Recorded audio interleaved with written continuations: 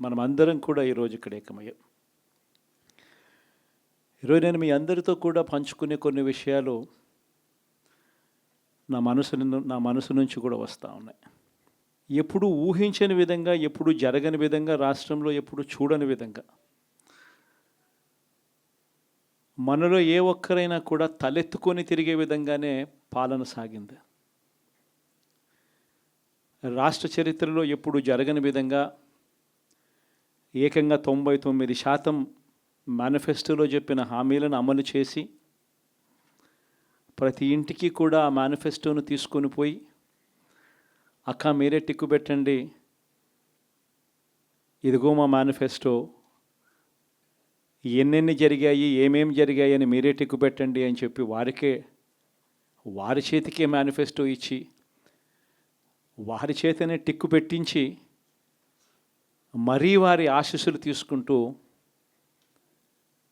ప్రతి గడప తిరిగిన పరిస్థితుల మధ్య ఈరోజు కలుస్తూ ఉన్నాం. ఇంతవరకు రాష్ట్ర చరిత్రలో ఎప్పుడూ కూడా ఒక మేనిఫెస్టోని ఇంత సీరియస్గా ఎవరూ తీసుకున్న పరిస్థితులు ఎప్పుడూ లేవు. ఎన్నికలప్పుడు ఏదో పెద్ద పెద్ద బుక్కులు ప్రింట్ చేసేవాళ్ళు, పెద్ద పెద్ద మాటలు చెప్పేవాళ్ళు. ఎన్నికలు అయిపోయిన తర్వాత మేనిఫెస్టోలు చెత్తబుట్టలో పడేసే పరిస్థితి. మొట్టమొదటిసారిగా రాష్ట్ర చరిత్రలో ఎప్పుడు జరగని విధంగా ఒక ముఖ్యమంత్రి కార్యాలయానికి వస్తే మేనిఫెస్టో కనిపిస్తుంది. కలెక్టర్ కార్యాలయంలోకి వెళ్తే అక్కడ కలెక్టర్ కార్యాలయంలో మేనిఫెస్టో కనిపిస్తుంది. ఏ డిపార్ట్మెంట్కి వెళ్ళినా కూడా ఆ డిపార్ట్మెంట్లలో హెచ్ఓడీలు కానీ, సెక్రటరీలు కానీ ఎక్కడికి వెళ్ళినా కూడా వాళ్ళ కార్యాలయాలలో మన మేనిఫెస్టో కనిపిస్తుంది.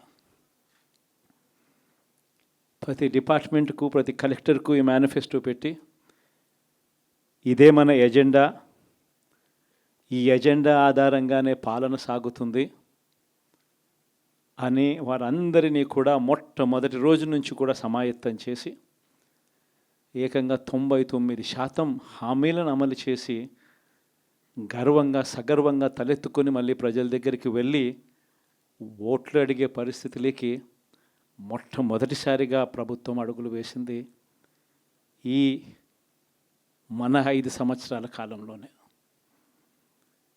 నిజంగా ఇది జరిగినప్పుడు, చూసినప్పుడు నిజంగా ఆశ్చర్యం అనిపిస్తుంది. ఎప్పుడు చూడని విధంగా ఏకంగా 2,70,000 కోట్ల రూపాయలు, ఎప్పుడు జరగలే ఇది. ఏ పథకం ఎప్పుడు ఇస్తామో, ఏ నెలలో ఇస్తామో ఏకంగా క్యాలెండర్ ముందే ప్రకటించి, ఆ సంవత్సరానికి సంబంధించిన క్యాలెండర్ ముందే ప్రకటించి, ఆ నెల వచ్చేసరికి ఆ బటన్ నొక్కడం, నా అక్క చెల్లెమ్మల కుటుంబాల ఖాతాలకు నేరుగా వెళ్ళిపోవడం ఎప్పుడు జరగల. నిజంగా ఒక్కొక్కసారి అనిపిస్తుంది, ఏమయ్యాయి ఆ ప్రేమలు, ఏమయ్యాయి ఆ ఆప్యాయతలు అని ఒక్కొక్కసారి అనిపిస్తుంది. 66 లక్షల మంది పెన్షన్లు తీసుకుంటా ఉన్న అవ్వాతాతలు, మనం అధికారంలోకి రాకమునుపు పెన్షన్ కేవలం 1000 రూపాయలు.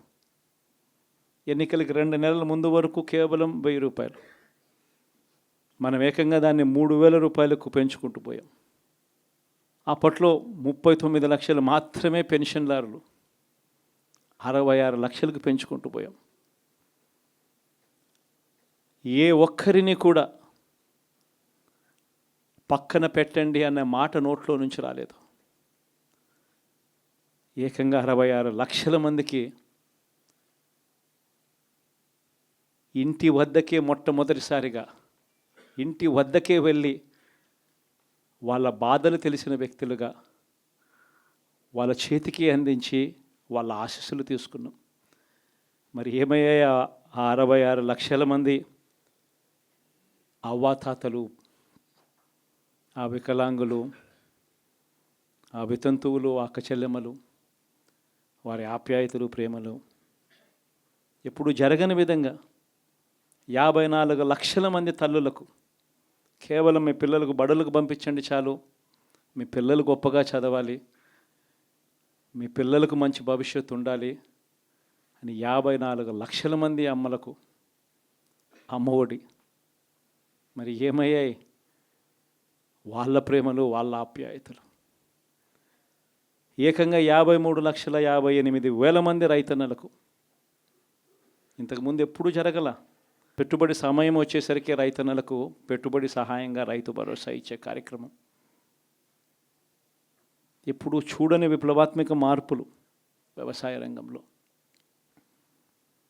మరి ఏమయ్యాయి వారి ప్రేమలు, వారి ఆప్యాయతలు అంటే అది తెలియదు. ఏకంగా 1,05,00,000 మంది అక్క చెల్లెమ్మలకు 0 వడ్డీ క్రమం తప్పకుండా ప్రతి సంవత్సరం వారికి అండగా నిలబడుతూ చేశాం. ఏకంగా 79 లక్షల మంది అక్క చెల్లెమ్మలకు పూర్తిగా అప్పులతో కుదేలైపోయిన పరిస్థితుల్లో అండగా నిలబడుతూ ఆసరా అనే కార్యక్రమంతో అండగా తోడుగా నిలబడ్డాం. మరి ఏమయ్యాయి వారి ప్రేమలు, ఆప్యాయతలు అంటే తెలియదు. 27 లక్షల అక్క చెల్లెమ్మలకు చేయూత క్రమం తప్పకుండా ఇచ్చాం.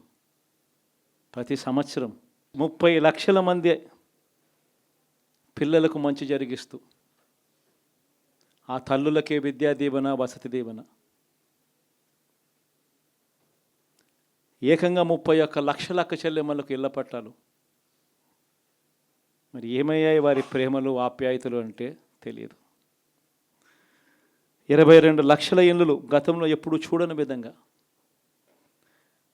3,60,000 మంది నా అక్క చెల్లెమ్మలకు కాపు నేస్తం, 4,96,000 మందికి ఈబీసీ నేస్తం నా అక్క చెల్లెమ్మలకు, 82,000 మందికి నేతన్న నేస్తం, 2,76,000 మందికి వాహనమిత్ర, 16 లక్షల మందికి తోడు అనే కార్యక్రమంతో ఆదుకోవడం, 3,38,000 మందికి చేదోడు, 1,10,000 మందికి పైగా మత్స్యకార భరోసా. ఎక్కడ ఎవ్వరికి కూడా క్రమం తప్పకుండా కోవిడ్ సమస్యలున్న సాకులు చూపలేదు. మంచి చేశాం. ఎప్పుడు చూడని విధంగా, ఎప్పుడు జరగని విధంగా పేదవాడు అనేవాడిని పేదరికం నుంచి బయటికి పర్మనెంట్గా తీసుకొచ్చే దానికోసం అడుగులు పడ్డాయి.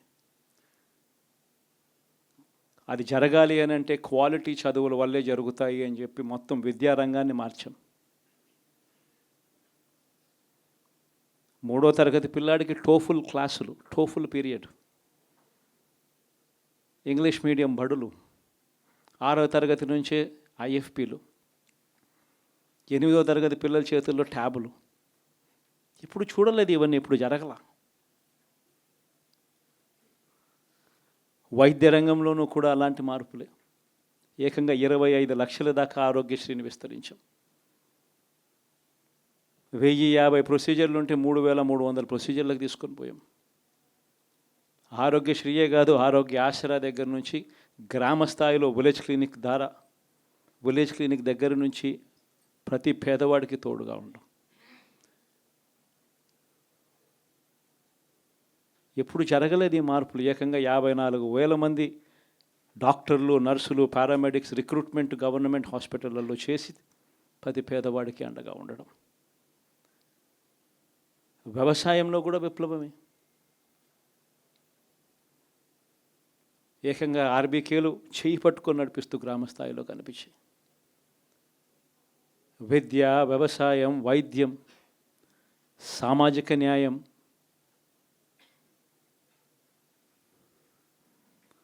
సుపరిపాలనలో ఎక్కడా కూడా తగ్గలేదు. మొట్టమొదటిసారిగా గ్రామ స్థాయిలో గ్రామ స్వరాజ్యానికి అర్థం చెప్పాం. లంచాలు, వివక్ష లేని పాలన ఇవ్వగలుగుతారా అని అంటే ఎప్పటికీ క్వశ్చన్ మార్క్గా ఉన్న పరిస్థితుల్లో లేదు, కాదు, లంచాలు, వివక్ష లేని పాలన సాధ్యమే అని చెప్పి మొట్టమొదటిసారిగా చూపించింది ఈ 5 సంవత్సరాల పాలనలోనే. ప్రతి పథకము డోర్ డెలివరీ చేసాం. ఇంటి వద్దకే పాలన అన్నదానికి అర్థం తీసుకొచ్చాం. మహిళా సాధికారతకు ఈ మాదిరిగా చేయగలుగుతాము అని చెప్పి అర్థం చూపించాం. ఇవన్నీ సంస్కరణలు. ఏ అక్క చెల్లెమ్మ బయటికి వెళ్ళినా కూడా ధైర్యంగా పోయే పరిస్థితి. ఫోన్లో దిశ యాప్ ఇలా 5 సార్లు ఊపితే చాలు 10 నిమిషాల్లో పోలీస్ వచ్చి అక్క ఏమైంది అనే పరిస్థితి. గ్రామంలోనే మహిళా పోలీస్. ఇప్పుడు చూడలేదు ఇవన్నీ. మరి ఇలాంటి గొప్ప మార్పులు, సంస్కరణలు ఇన్ని జరిగాక ఇప్పుడు చూడని పాలన ఈ మాదిరిగా ఇచ్చిన తర్వాత మరి ఎందుకు ఈ మాదిరిగా రిజల్ట్స్ వచ్చాయి? కనీసం ఇవేవి చేయకపోయిందంటే సరేలే ఇవన్నీ చేయలేదు కాబట్టి ప్రతిపక్షంలో కూర్చుంటున్నాము అనే దానికి అర్థం ఉండేది, ఇంత బాధ కూడా ఉండేది కాదు. కానీ ఇన్ని చేసిన తర్వాత, ఎప్పుడు చూడని మార్పులు తీసుకొచ్చిన తర్వాత ఇటువంటి రిజల్ట్ చూసినప్పుడు నిజంగా బాధ అనిపిస్తుంది. ఇంత జరిగిన తర్వాత కూడా ఏకంగా 40% ఓటు షేర్తో ఈరోజు ప్రతిపక్షంలో ఉన్నాం. ఇంత జరిగిన పిమ్మట కూడా ఈ రోజుకి కూడా మనం చేసిన మంచి ఎక్కడికి పోలేదు. మనం చేసిన మంచి ఈ రోజుకి కూడా ప్రతి గడపలోనూ కనిపిస్తుంది, ప్రతి కుటుంబానికి తెలుసు. ఇంతకుముందు గతంలో ఎప్పుడు జరగని విధంగా నా కుటుంబానికి, నా ఇంటికి మంచి జరిగింది, అది వైఎస్ఆర్సీపీ పాలనలోనే జరిగింది అన్నది ప్రతి ఇంటికి తెలుసు. ఆ చేసిన ఆ మంచి ఎక్కడికి పోలేదు. ఆ మంచి ఎప్పటికీ మనకు శ్రీరామ రక్షగానే బ్రతికే ఉంటుంది. మనం చేసిన ఆ మంచి బ్రతికే ఉంది. విశ్వసనీయతకు అర్థం చెబుతూ జగన్ ఏదైనా చెప్పాడు అని అంటే మాట తప్పడు, మాట మీద నిలబడతాడు, మాట తప్పని పాలనే తాను ఇచ్చాడు అన్న విశ్వసనీయతకు అర్థం చెబుతూ మనం అందించిన పాలన కూడా ప్రజలు మర్చిపోరు. ఈరోజు కూడా ఈరోజు ప్రతిపక్షంలో ఉన్నా కూడా నేను చెప్తా ఉన్నా, గర్వంగా కూడా చెప్తా ఉన్నా, ఈరోజుకి కూడా జగన్ అబద్ధాలు ఆడడు, జగన్ మోసం చేయడు. మళ్ళీ చంద్రబాబు చెప్పిన మాదిరిగానే అంతకన్నా ఎక్కువ అబద్ధాలు మనం చెప్పుంటే బాగుండేదేమో, ఆ 10% మనతోనే నిలిచి ఉండేవాళ్ళేమో, అలా చేసి ఉంటే బాగుండేదేమో అని చెప్పి కూడా చాలామంది కనిపించవచ్చు కూడా. మరీ జగన్ ముక్కుసూటి మనిషి, మరీ జగన్ రాజకీయాలలో మరీ నిజాయితీగా ఉంటాడు, ఇంత నిజాయితీగా ఉండడం కరెక్ట్ కాదేమో అని. కానీ ఒకటే చెప్తా ఉన్నా, ఓడిపోయిన పర్వాల, అధికారం కోసం అబద్ధాలు చెప్పడం, అధికారం కోసం మోసం చేయడం ధర్మం కాదనే, న్యాయం కాదనే జగన్ ఎప్పుడు నమ్ముతాడు. 2014లో కూడా ఇదే నమ్మాను. సాధ్యం కానిది సాధ్యం కాదు అని నేను చెప్పాను. చంద్రబాబు నాయుడు ఏమో వ్యవసాయ రుణాలు మాఫీ దగ్గర నుంచి అన్నీ కూడా చేస్తానని చెప్పి, ఆ తర్వాత మళ్ళీ 2019 వచ్చేసరికి చేయక ప్రజలు రెట్టించిన ఉత్సాహంతో మళ్ళీ మనల్ని తీసుకొచ్చారు. మళ్ళీ ఈరోజు కూడా అదే జరుగుతుంది. 2029 వచ్చే నాటికి వచ్చేసరికి చంద్రబాబు నాయుడు చెయ్యని హామీలను, మోసం చేసిన పరిస్థితులను ప్రజలు ఏ స్థాయిలో గుర్తుపెట్టుకొని మళ్ళీ మనల్ని ఆశీర్వదిస్తారు అని అంటే, చంద్రబాబు నాయుడుకు సింగిల్ డిజిట్లలోనే నెంబర్స్ వచ్చే పరిస్థితి కూడా ఆ రోజు కూడా దూరంగా లేదు. ఇది వాస్తవం. ఈరోజు మనం చేసిన మంచి ఎక్కడికి పోలేదు. మనం విశ్వసనీయతతో చేసిన రాజకీయాలు కూడా ఎక్కడికి పోలేదు. ప్రజలకు మళ్ళీ దగ్గరయ్యే కార్యక్రమాలు, ప్రజలకు తోడుగా ఉండే కార్యక్రమాలు, ప్రజల తరపున పోరాటం చేసే కార్యక్రమాలు కూడా జరుగుతాయి. అసెంబ్లీలో బహుశా మనం చేయగలిగింది తక్కువే ఉంటుంది, ఎందుకంటే మనకు వచ్చిన సంఖ్యాబలం కూడా చాలా తక్కువే. పైగా కౌరవ సామ్రాజ్యం లేకపోతా ఉన్నాం. ఏకంగా స్పీకర్ పదవికి తీసుకోబోయే వ్యక్తి ఎంత సిగ్గు లేకుండా సోషల్ మీడియాలో వైరల్ అవుతా ఉంది వాళ్ళు మాట్లాడుతూ ఉన్న మాటలు. ఒకడంటాడు జగన్ ఓడిపోయాడు ఇంకా చనిపోలేదు అని ఒకడు అంటాడు, ఇంకా చావలేదు అని ఒకడు అంటాడు. ఇంకొకడు అంటాడు చచ్చేదాకా కొట్టాలి అని ఇంకొకడు అంటాడు. నిజంగా ఇలాంటి కౌరవ సామ్రాజ్యంలోకి మనం పోతా ఉన్నాం. ఆ వ్యక్తి ఇప్పుడు స్పీకర్ కాబోతున్నాడట. ఇలాంటి పరిస్థితుల మధ్య ఆ కౌరవ సామ్రాజ్యంలో అసెంబ్లీలో ఏదో మనం చేయగలుగుతామని చెప్పి నాకైతే నమ్మకం లేదు. కానీ పాపాలు పండే కొద్దీ ప్రజలతో కలిసి ప్రజల మధ్య నిలబడి పోరాటం చేసే కార్యక్రమాలు అయితే రాబోయే రోజుల్లో ముమ్మరంగా స్పీడ్ అందుకుంటాయి. అదే జగన్ పరిపాలనలో కులం చూడలేదు, మతం చూడలేదు, ప్రాంతం చూడలేదు, చివరికి ఏ పార్టీకి ఓటు వేశారని కూడా చూడలేదు. ప్రతి పథకాన్ని డోర్ డెలివరీ చేయించాడు జగన్, మన వైఎస్ఆర్ కాంగ్రెస్ పార్టీ. కానీ ఈరోజు కేవలం వాళ్ళ పార్టీకి ఓటు వేయలేదు అన్న ఒకే ఒక్క కారణంతో ఏకంగా మనుషులను కొడతా ఉన్నారంటే, ఆస్తులను ధ్వంసం చేస్తూ ఉన్నారు అని అంటే,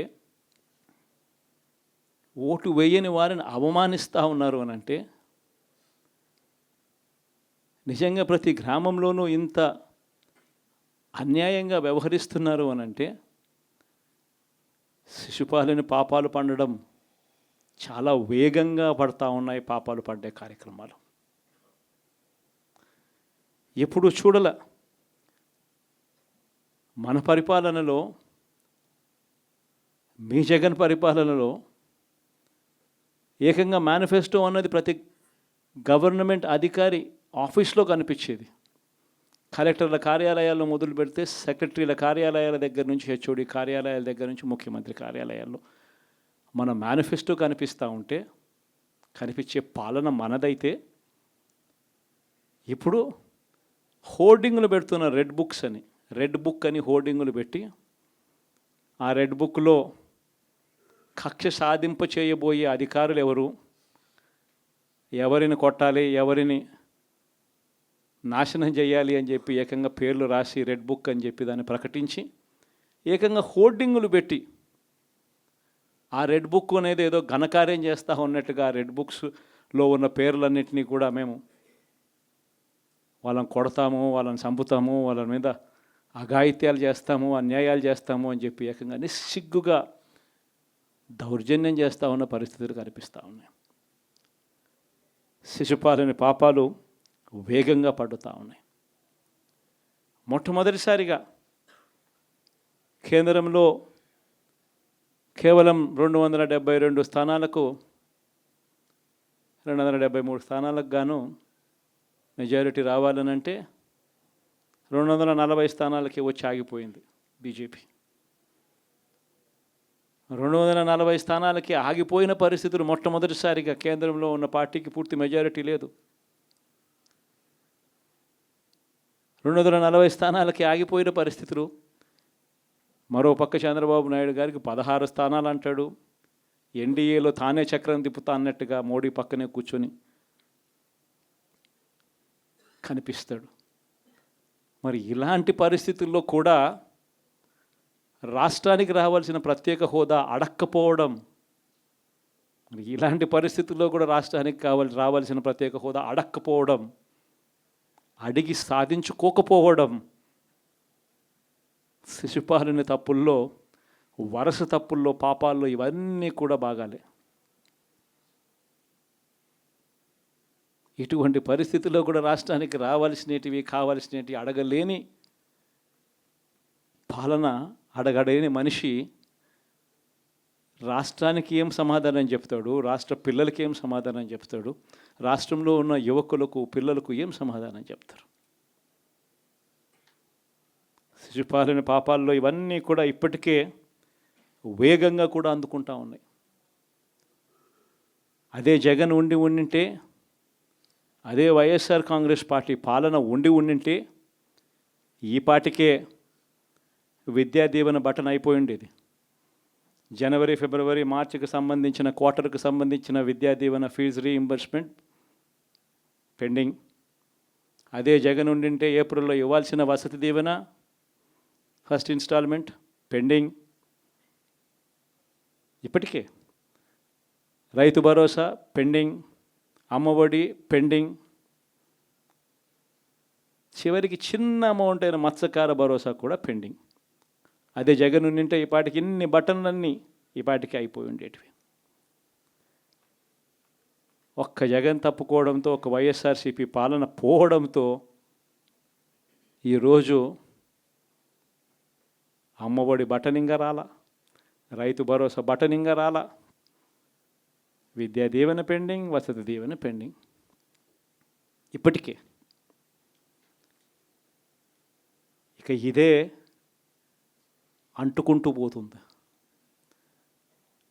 డిసెంబర్, జనవరి వచ్చే నాటికి ఏమయ్యా ఇవన్నీ మాకు చెప్పావు, 4,12,00,000 మంది ఓటర్ల లిస్టు, ఇందులో సగం మంది ఆడవాళ్ళే, అందరూ 18 సంవత్సరాల పైవారే ఓటర్ లిస్టులో ఉన్నారు అని అంటే, మరి వీరందరికీ 1,500 ప్రతి నెల ఇస్తానన్నాడు, సంవత్సరానికి 18,000.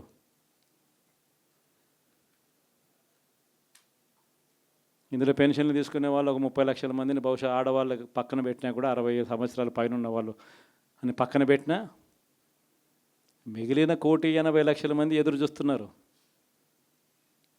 అప్పుడే చంద్రబాబు వచ్చేసాడు, చాలా రోజులు అయిపోయింది, ఇంతవరకు మాకు రావాల్సిన 1,500 నెల నెల ఇస్తానన్న 1,500 ఇంకా రాలేదేమో అని చెప్పి రైతులు ఎదురు చూస్తూ ఉన్నారు. 20,000 పెట్టుబడి సాయంగా ఇస్తానన్నాడు, అది ఏమవుతుందని. దాదాపు 1,000,000 మంది పిల్లలు పైగా ఉంటారు, బళ్ళకు పోయే పిల్లలందరికీ ఇస్తామన్నాడు. అమ్మఒడి కింద వాళ్ళ పథకం ఏదైతే నేను దాని కింద 15,000 అని చెప్పి ఆ తల్లులకు 15,000 కోట్లు, దానికి వెయిట్ చేస్తూ ఉన్నారు. ఇవన్నీ వెయిట్ చేస్తూ ఉన్నారు. ఇవన్నీ ఏవి కూడా అడుగులు ముందును పడని పరిస్థితి. ఇవన్నీ కూడా డిసెంబర్, జనవరికి వచ్చేసరికి అన్నీ కూడా ఊపందుకుంటాయి, వేడందుకుంటాయి. హనీమూన్ పీరియడ్ అనేది ఆగిపోతుంది. వైఎస్ఆర్ కాంగ్రెస్ పార్టీ చేయాల్సిన పనులు చెప్తా ఉన్నా. ఈ ఓడిపోయాము అన్న ఈ భావన మనసులో నుంచి తీసేయండి. మనం చేసిన మంచి ప్రజల్లో ఇంకా ఉంది, ప్రతి ఇంట్లో గుర్తుంది, ప్రతి కుటుంబంలోనూ మనం చేసిన మంచి ఎక్కడికి పోలేదు. ప్రతి ఇంటికి మనం తలెత్తుకొని పోగలుగుతాం, తల దించుకొని కాదు, చెప్పిన పని చేయక కాదు, చెప్పిన పని చేసి తలెత్తుకొని పోగలుగుతాం ప్రతి ఇంటికి కూడా మనం. కేవలం చంద్రబాబు నాయుడు ప్రలోభాలకు మోసపోయిన పరిస్థితుల మధ్య మనకు అంతో ఇంతో అపజయం ఏదన్నా జరిగిందేమో. ఆ మోసాలు ఎప్పుడైతే మోసాల కింద తేటతెల్లం అవుతాయో, ప్రజల్లో ఆ సింపతి, మన పట్ల ప్రేమ, ఆయన పట్ల కోపం రెండూ కూడా ఏకమవుతాయి. మనల్ని గొప్ప మెజారిటీలతో మళ్ళీ మనల్ని తీసుకొస్తారు. సో మనం చేయాల్సింది ఏమిటి అని అంటే, ప్రజల మీద మనం కోప్పడాల్సిన అవసరం లేదు, పని లేదు. మోసపోవడం అన్నది ఒక్కొక్కసారి జరుగుతూ ఉంటాయి. మోసపోయిన వాళ్ళకందరికీ కూడా మనం అండగా ఉన్నాము అన్న భరోసా ఇవ్వడం మనం చేయాల్సిన పని. మరీ ముఖ్యంగా మన కార్యకర్తలను మనకు తోడుగా ఉండడం, ఇది మాత్రం ఖచ్చితంగా చెప్తా ఉన్నా. ఇష్టం వచ్చినట్టుగా ఎప్పుడు చూడని విధంగా ఈరోజు కార్యకర్తల మీద దాడులు జరుగుతూ ఉన్నాయి, పార్టీ సానుభూతి పరుల మీద దాడులు జరుగుతూ ఉన్నాయి, పార్టీకి ఓటు వేయలేదు అని ఓటు వేసిన వారి మీద దాడులు జరుగుతూ ఉన్నాయి. కొన్ని చోట్ల అవమానాలు, ఆస్తుల నష్టాలు, దాడులు, దెబ్బలు తగలడము, ప్రాణాలు కోల్పోవడం కూడా కొన్ని చోట్ల చేశాం. వీళ్ళందరికీ కూడా నేను చెప్పి మీ అందరికీ కూడా నేను చెప్పేది ఒకటి, వీళ్ళందరికీ భరోసా ఇవ్వాలి. ఎక్కడ మీ నియోజకవర్గంలో ఎక్కడ ఏమి జరిగినా కూడా పోండి, మీ తరపు నుంచి సహాయం చేసే కార్యక్రమం చేయండి. పార్టీ తరపు నుంచి కూడా సహాయం అందిస్తుంది, అది కూడా తీసుకొని పోయి కూడా ఇవ్వండి. ప్రతి కార్యకర్తకు తోడుగా ఉందాం, ప్రతి కార్యకర్తకు భరోసా ఇద్దాం, చాలా అవసరం కూడా. మన కోసం కష్టాల్లోనూ నష్టాల్లోనూ మన కోసం నిలబడ్డారు, జెండాలు మోసి నష్టపోయారు, ఓట్లు వేసి దెబ్బలు తిన్నారు, మనకు ఓట్లు వేసి దెబ్బలు తిన్నారు. వాళ్ళందరికీ కూడా తోడుగా ఉండాల్సిన అవసరం ఉంది. ఇదొక్కటే కాకుండా మన ఎంపీటీసీలు, మన జెడ్పీటీసీలు, మన కౌన్సిలర్లు, కార్పొరేటర్లు, వీళ్ళందరికీ కూడా భరోసానే ఇవ్వాలి. మాట్లాడండి. మన పార్టీ మీద అభిమానం చూపించే ఏ వ్యక్తి అయినా మన కార్యకర్తే. ఇలాంటి వాళ్ళందరికీ కూడా తోడుగా ఉండే కార్యక్రమాలు ఖచ్చితంగా జరగాలి. ఇవన్నీ కూడా ఖచ్చితంగా చేయమని మిమ్మల్ని అందరినీ కూడా కోరుతా ఉన్నా. సీరియస్గా నేను చెప్పిన ఈ విషయాలన్నీ కూడా పరిగణలోకి తీసుకోమని కోరుతా ఉన్నా. అండ్ ఇంతవరకు సినిమా జరిగింది ఓన్లీ ఇంటర్వెల్లే. శకుని పాచికల్లో కౌరవులు పాండవుల మధ్య యుద్ధం కూడా గమనిస్తే శకుని పాచికలు అనే సబ్జెక్టు ఓన్లీ ఇంటర్వెల్లే. అప్పుడు శ్రీకృష్ణుడు సమక్షంలోనే జరుగుతుంది. శ్రీకృష్ణుడు ఉండగానే పాండవులు ఓడిపోతారు, శకుని పాచికలతోనే ఓడిపోతారు. ఎప్పుడైనా కూడా మంచే గెలుస్తుంది, ధర్మమే గెలుస్తుంది, విశ్వసనీయతే గెలుస్తుంది, న్యాయం నిజం గెలుస్తుంది, ధర్మమే గెలుస్తుంది. మనం ధర్మం వైపునే ఉన్నాం, ధర్మంగానే రాజకీయాలు చేశాం, విశ్వసనీయతతోనే రాజకీయాలు చేశాం, తలెత్తుకొని ఉండే మాదిరిగానే రాజకీయాలు చేశాం. తల దించుకొని పోయే రాజకీయాలు ఎప్పుడూ చేయలేదు. ఒక అర్జునుడు మాదిరి గెలిచి వస్తాడు, ప్రజలు ఆశీర్వదిస్తాడు. కాబట్టి ప్రతి ఒక్కరు ఇది గుర్తుపెట్టుకోండి.